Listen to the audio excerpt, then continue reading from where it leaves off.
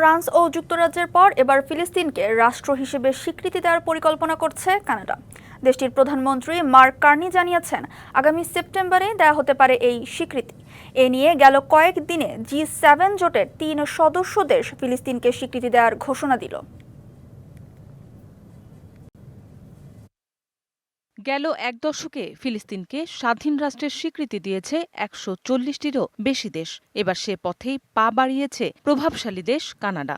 এর আগে ফিলিস্তিনকে স্বীকৃতি দেওয়ার ঘোষণা দিয়েছে ফ্রান্স ও যুক্তরাজ্য। চলতি বছরের সেপ্টেম্বরে জাতিসংঘের সাধারণ পরিষদের ৮০তম সম্মেলনে ফিলিস্তিনকে স্বীকৃতি দেওয়ার পরিকল্পনার কথা জানিয়েছেন কানাডার প্রধানমন্ত্রী mark Carney.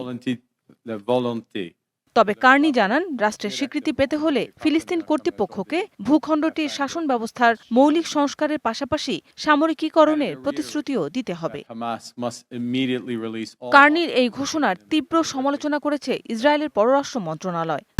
Colour expert, George sap এবং মাইল্ড অন হ্যান্ডস টেকনোলজি সমৃদ্ধ অরিক্স ক্রিস্টাল ওয়াশ আপনার কানাডার এই পরিকল্পনা গাজায় যুদ্ধবিরতি অর্জনের প্রচেষ্টা এবং জিম্মিদের মুক্তির জন্য পরিকল্পিত কাঠামোকে ক্ষতিগ্রস্ত করছে বলেও দাবি তেল আবিবের। ফিলিস্তিন আগেই স্বীকৃতি পেয়েছে বহু দেশের। কূটনৈতিক মিশন পরিচালনার পাশাপাশি অংশ নেয় অলিম্পিকের মতো আন্তর্জাতিক ক্রীড়া অনুষ্ঠানে। কিন্তু ভূখণ্ডটির আন্তর্জাতিকভাবে স্বীকৃত কোনো সীমান্ত নেই রাজধানী বা পূর্ণাঙ্গ সেনাবাহিনী।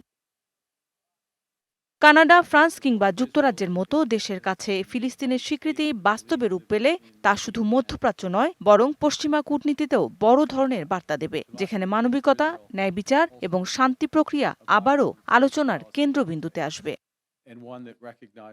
মৌসুমী শান্তা, ডিবিসি নিউজ ডেস্ক।